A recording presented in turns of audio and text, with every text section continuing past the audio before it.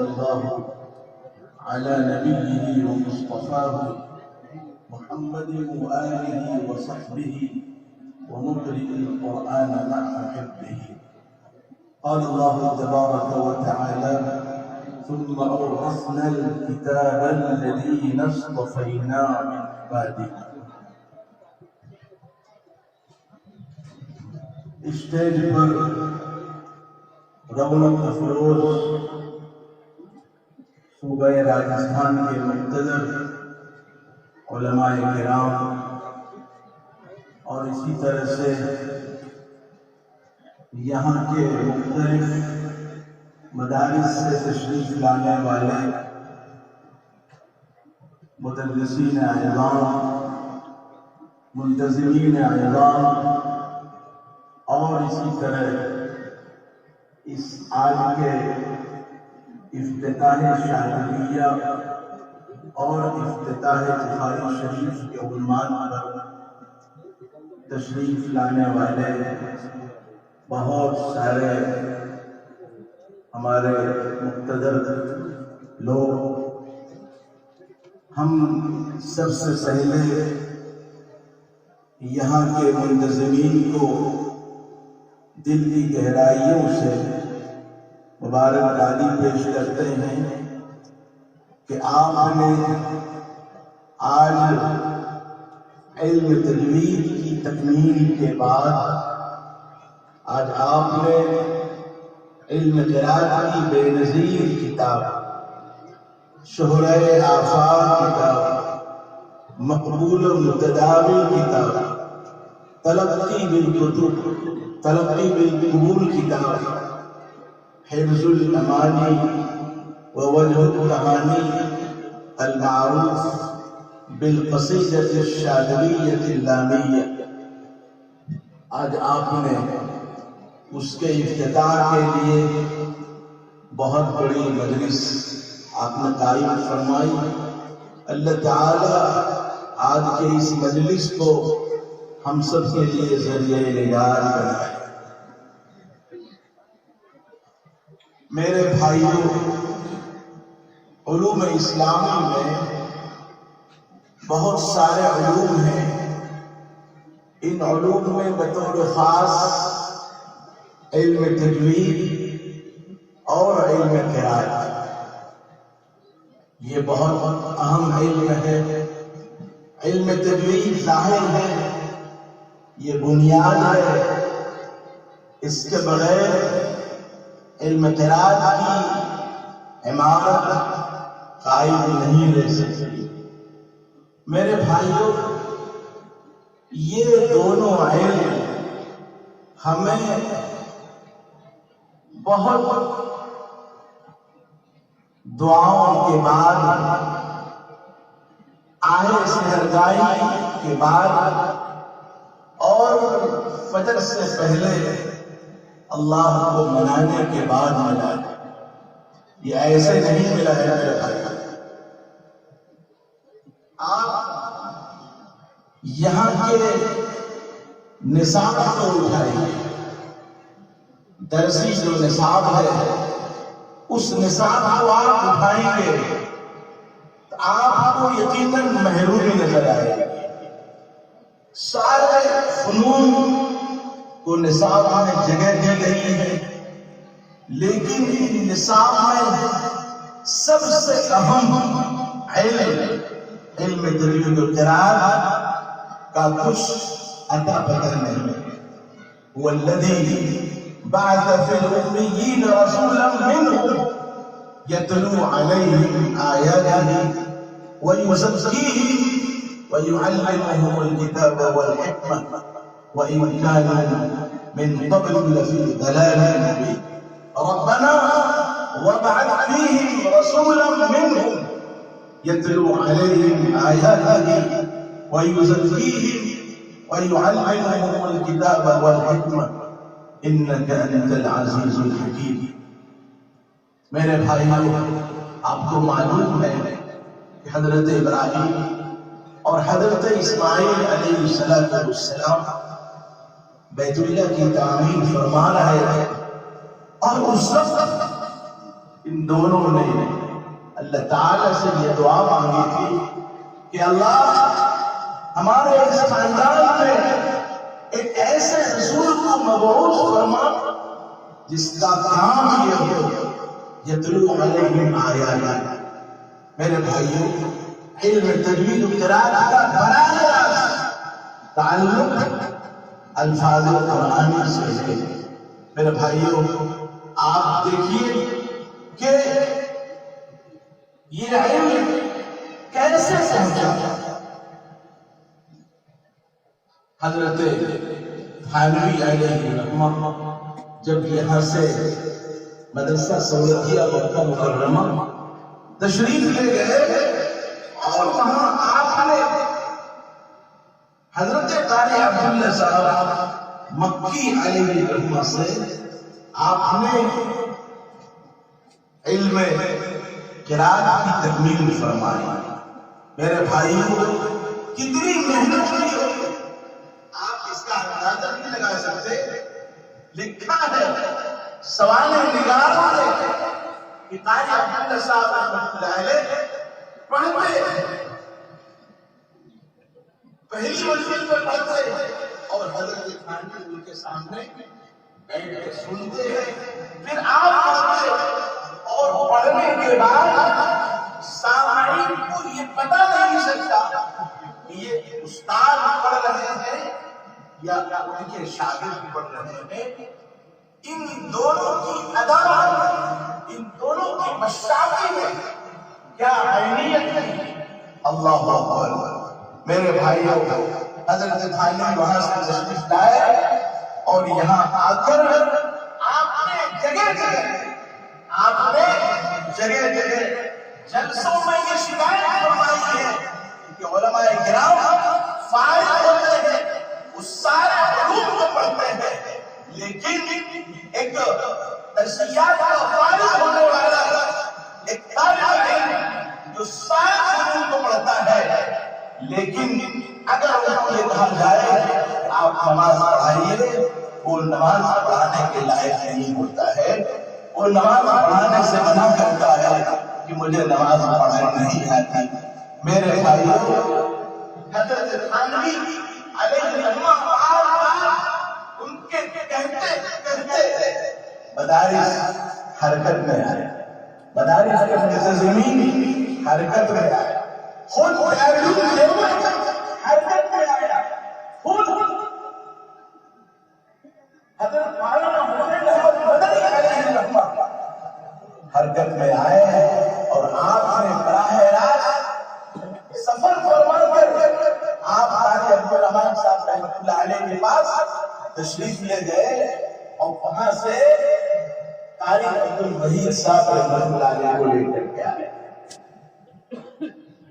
قاری عبدالوحید صاحب رحمۃ اللہ علیہ آپ جانتے ہیں یہ اسی درسگاہ مکی کے فاضل ہے، اسی درسگاہ مکی سے منسوب ہے، اور اس کے بعد پھر باضابطہ جب ضرورت پیش آئی کہ دارالعلوم دیوبند میں قاری کو رکھا جائے، قاری کو لایا جائے، طلبہ کو اس فن سے روشناس کرایا جائے، وہاں سب سے اہم اور بہت بڑی شخصیت حضرت مولانا قاری حنیف الرحمن صاحب رحمۃ اللہ علیہ تشریف لائے۔ میرے بھائیوں، آپ اندازہ کر سکتے ہیں کہ اللہ کا تکوینی نظام کیا ہوتا ہے۔ اللہ کا تکوینی نظام یہ ہے کہ اللہ تعالیٰ کا نہایت ایک قریب خاندان کے دو عظیم فرزند حضرت قاری عبدالرحمن صاحب رحمۃ اللہ علیہ اور حضرت قاری عبداللہ صاحب رحمۃ اللہ علیہ، یہ پورا خاندان یہاں سے مکہ مکرمہ ہجرت کر گیا۔ جب انگریزوں نے آپ کے جائیداد کو جب قبضہ کر لیا، جائیداد کو قبضہ کر لیا اور آپ کے خاندان کو اتنا پریشان کیا گیا، یہ خاندان یہاں سے امن حاصل کرنے کے لیے بلد امین کی طرف کوش کر گیا۔ وہاں آپ نے ان دونوں بیٹوں کو حضرت مولانا امداد اللہ مہاجر مکی، حضرت مولانا رحمت اللہ صاحب بیرانوی، یہ ہمارے دونوں بزرگ سرخیل ہیں۔ ان دونوں بزرگوں نے اللہ سے کس طرح مانگا ہوا سے پہلے کہ اللہ یہاں کے لوگوں کی پیشانی پر ایک داغ ہے کہ ہندوستان کے بچوں کو قرآن پڑھنا نہیں۔ ہندوستان عجمی ملک ہے اور عجم کہتے ہیں گونگے لوگوں کو کہ جن کو پڑھنا نہیں آیا۔ میرے بھائیوں، ان دونوں بچوں نے حضرت قاری ابراہیم سعد بن علی علیہ السلام سے قراءات کی تکمیل فرمائی۔ ایک موقع پر حضرت قاری ابراہیم صاحب رحمۃ اللہ علیہ خواب ہے، خواب میں نبی پاک صلی اللہ علیہ وسلم کی زیارت ہوئی اور آپ کا نام لے کر کہ عبداللہ تم یہی رہو اور اپنے برادر چھوٹے بھائی کو یہاں سے ہندوستان بھیجو، مجھے بہت کام لینا ہے۔ میرے بھائیوں، اس طرح یہ سلسلہ علم تجوید و قرآن کا ہندوستان سے سفر مکے کی طرف ہے، مکے سے اس علم قرآن کا سفر مصر کی طرف ہے۔ حضرت قاری ابراہیم سعد بن علی المصری علیہ الرحمہ ایک واسطے سے خاتمۃ المحققین حضرت علامہ محمد متولی علیہ الرحمہ کے براہ راست شاگرد ہیں، اور حضرت علامہ محمد متولی کا سلسلہ حضرت علامہ ابن الجزری علیہ الرحمہ سے ملتا ہے، اور حضرت علامہ ابن الجزری علیہ الرحمہ سے یہ سارا سلسلہ نبی پاک صلی اللہ علیہ وسلم سے ملتا ہے۔ میرے بھائیوں، یہ ہے قریب، بڑی قریب ہے، اس لیے میں ہمارے سارے منتظمین سے میں خود نہیں کہوں گا، بلکہ میں آپ کو اپنے استاد حضرت قاری و مقری قاری رحمۃ اللہ صاحب کی طرف سے میں آپ کو سلام پیش کرتا ہوں، تو میں آپ سے یہ درخواست کرتا ہوں کہ آپ اپنے درس نظامی میں آپ قرۃ لائیے، آپ علم تجوید کو آپ گھنٹوں میں داخل کیجیے، اس کے گھنٹے آپ فارغ کیجیے۔ کیوں نہیں؟ جبکہ اس علم کا تعلق براہ راست کلام الہی سے ہے، کلام الہی احکم الحاکمین کا کلام ہے، اللہ سب سے بڑا ہے، جس پر کا تعلق ان کے الفاظ سے براہ راست ہے، وہ علم دوسرے علوم سے کم نہیں ہو سکتا ہے۔ کم ہو سکتا ہے؟ کم نہیں ہو سکتا ہے۔ میرے بھائیوں، حضرت فرماتے ہیں قاری احمد اللہ صاحب احمد بردادم فرماتا ہے کہ آج مدارس کو یہ شکایت ہے کہ ہمارے پاس پریشانیاں ہیں،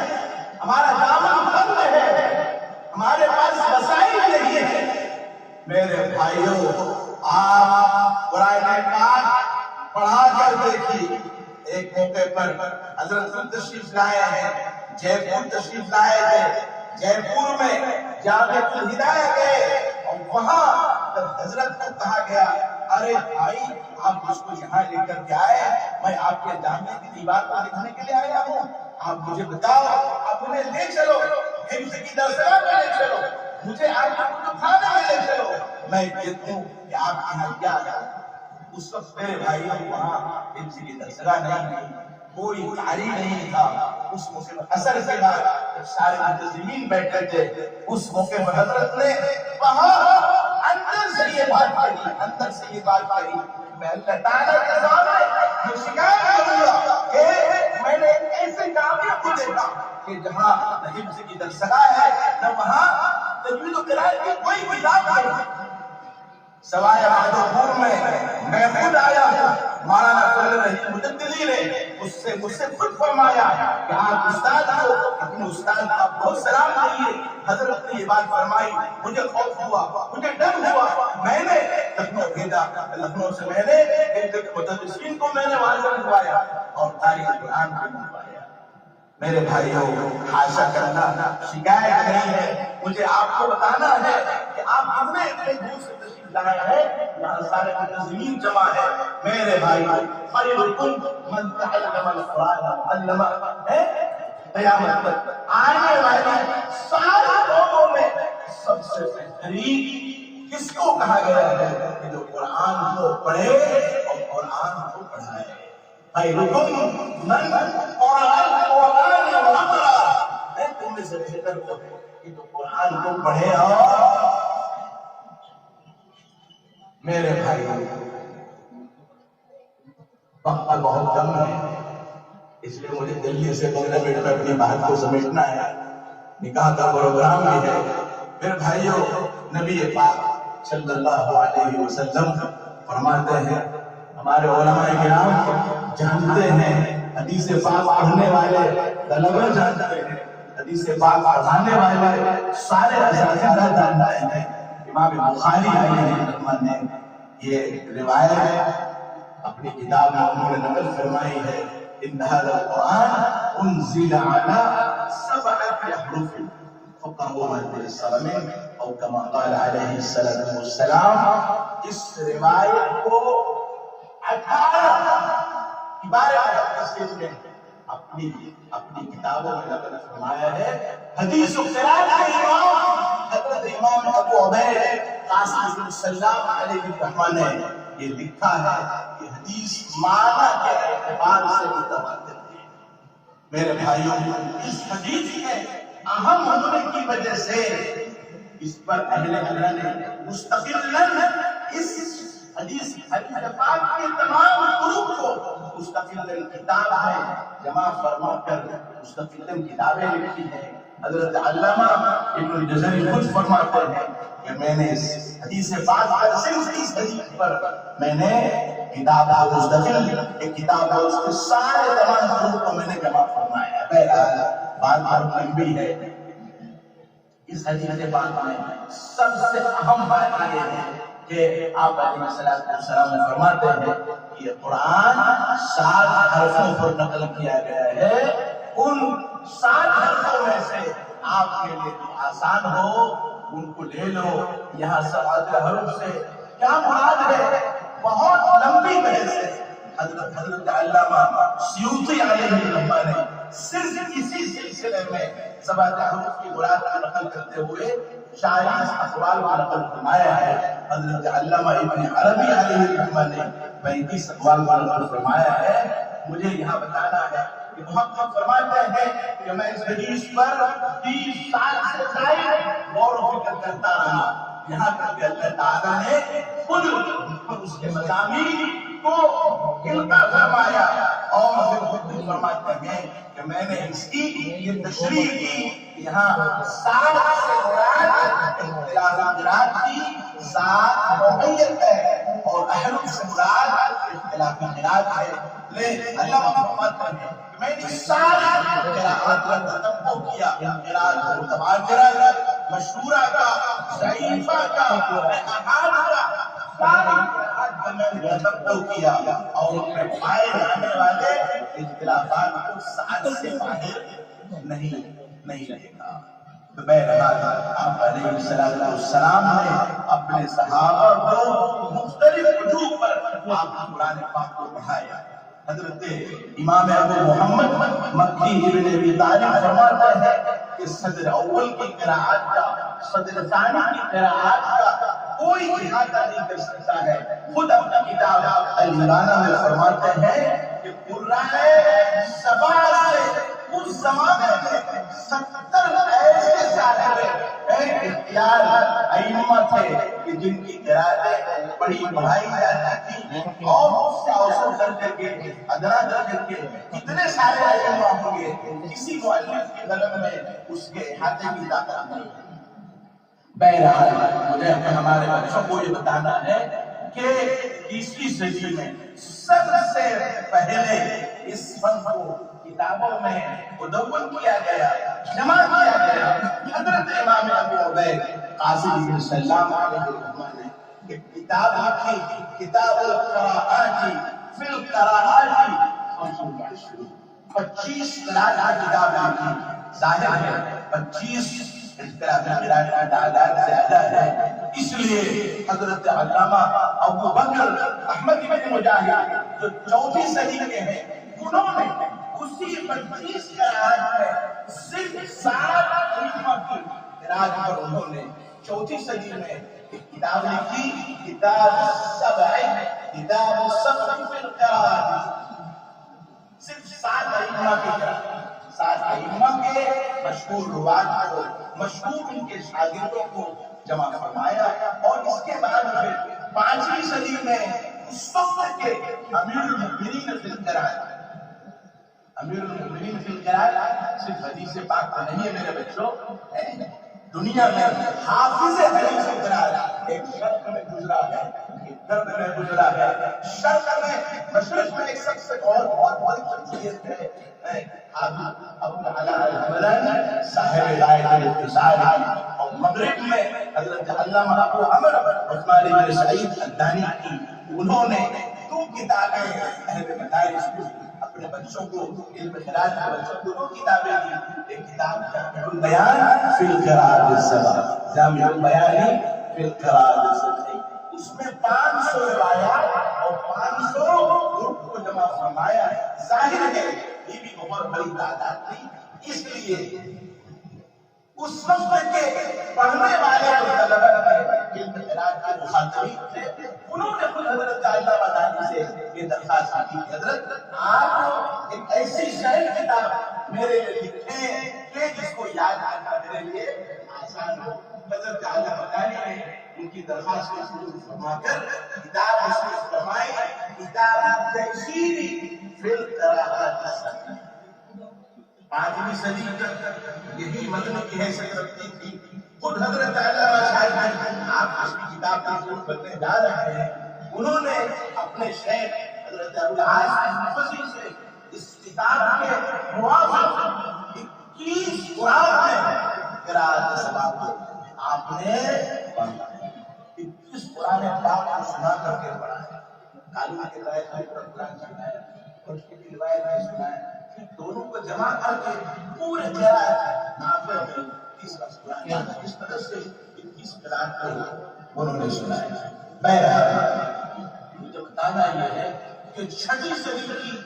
بے نظیر شخصیت، 6ویں صدی کی بے نظیر شخصیت، آپ اس کی کتاب پر پڑھنے جا رہے ہیں، حضرت ابو القاسم القاسم۔ میں نام کیا ہے؟ نام کیا ہے؟ ابو القاسم ہے یا قاسم ہے، ابن فیرو ابن خلف ابن احمد الرعینی الشاذلی الاندلسی الضری کہتے ہیں، مادرزاد عربی پر کہتے ہیں۔ آپ نے اندلس کے شرقی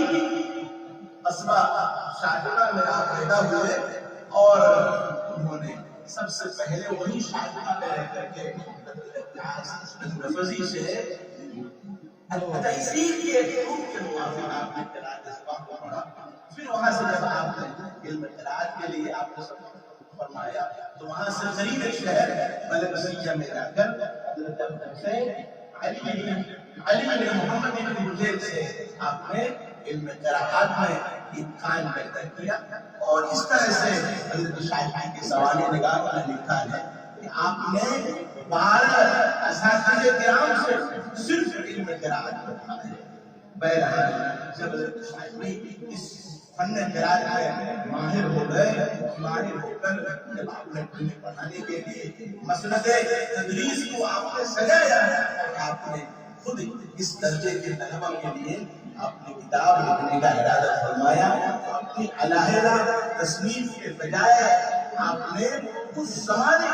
امیر المؤمنین فی القراءات کی شخصیت جس کی کتاب التیسیر تھی، جو متن کی حیثیت رکھتی تھی، الفاظ کی شکل میں تھی، آپ نے ان کی کتاب کو منظوم فرما کر 1175 اشعار میں منظوم فرما کر یہ کتاب تیار فرمائی، اور اس کا نام کیا رکھا بچوں؟ اس کا نام ہے رسول امان شاعری۔ اس کو سمجھا؟ اس کتاب کا نام شاعری نہیں ہے، اس کتاب کا نام کیا ہے؟ رسول امان وغیرہ۔ آپ آگے پڑھیں گے مقدمے کے 94 اشعار ہیں، اس میں مستقل شعر ہے وَسَمَّيْتُهَا خَيْرَ الْأَمَانِ تَيَمُّنًا وَوَجْهَ التَّهَانِ فَهْمِهِ مُتَقَبِّلًا کہ میں نے اس قصیدے کا نام حِرْزُ الْأَمَانِ وَوَجْهُ التَّهَانِ رکھا ہے، فَهْمِهِ اے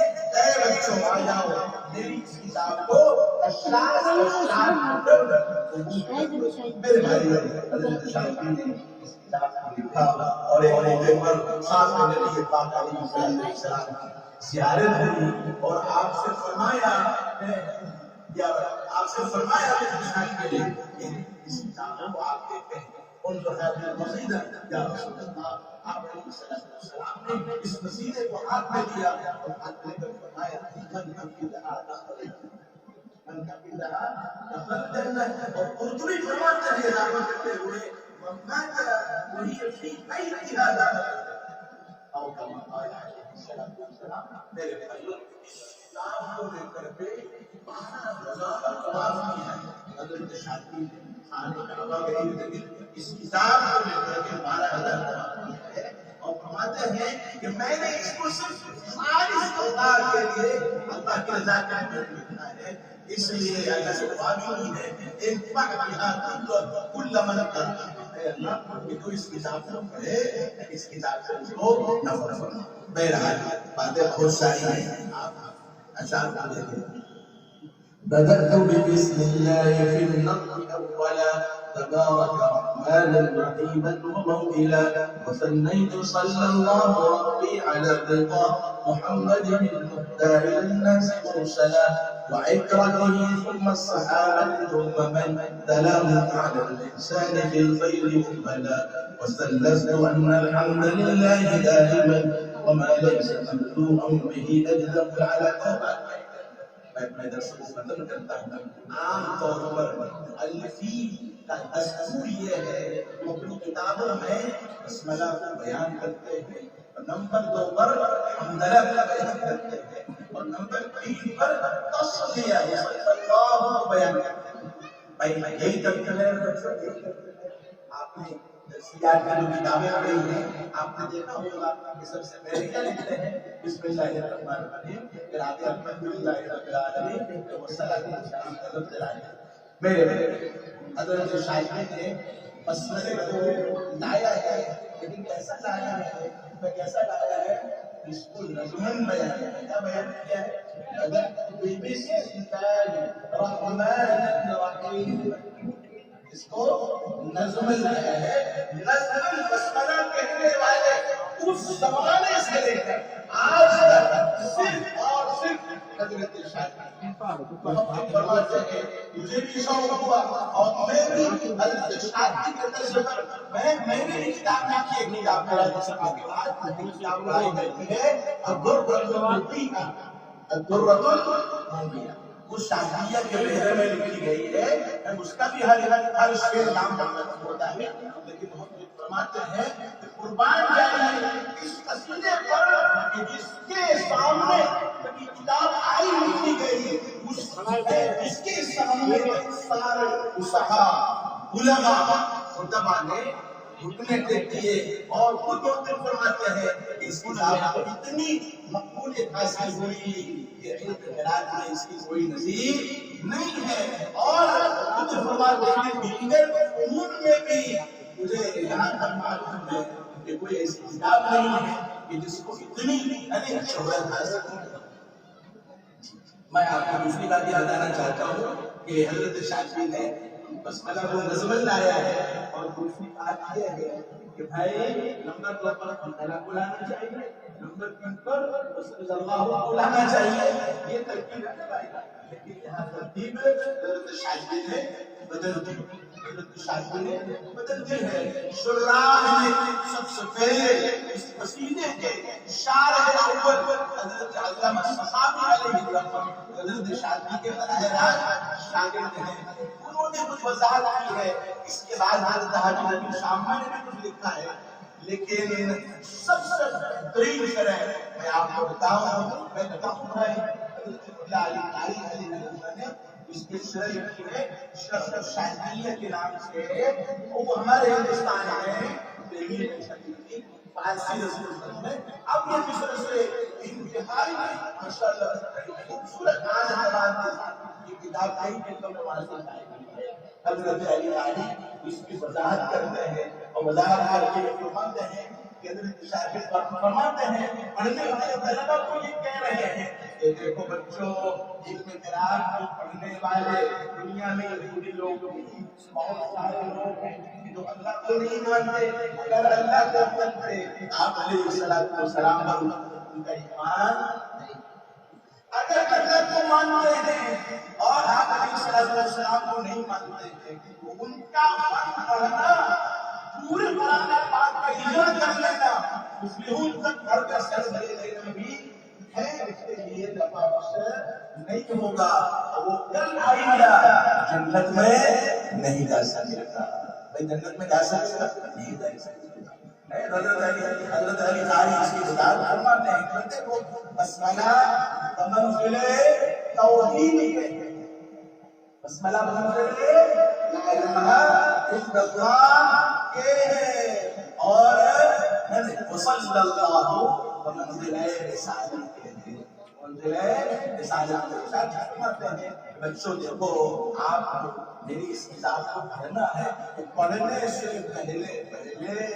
کلمہ لا الہ الا اللہ کے دونوں جز پر آپ کا ایمان ہے. لا الہ الا اللہ کا اقرار کریں, اللہ کی توحید کا اقرار کریں دل سے اور دل سے رسالت کا اقرار کریں. ان دونوں جز پر ایمان لانے سے اب آپ کا ایمان تعلمنا الایمان ثم تعلمنا القرآن. اب آپ کا ایمان مکمل ہو گیا. اس لیے آگے دوسرے شعر کو کیا کہہ رہے ہیں وَسَلَّمْتُ أَنَّ الشُّكْرَ لِلَّهِ لَا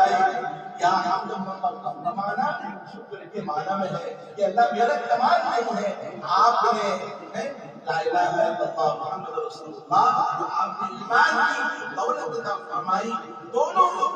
جس پر آپ نے ایمان لانے کی توفیق عطا فرمائی. یہ میری اپنی طاقت سے نہیں ہے بلکہ یہ آپ کی توفیق سے ہے. آپ کی توفیق سے میرا ایمان مکمل ہو گیا. اللہ اس ایمان کی تکمیل پر ہم آپ کا شکر ادا کرتے ہیں. Thanks for watching. Don't forget to like, comment, share and subscribe to Al Wahid channel.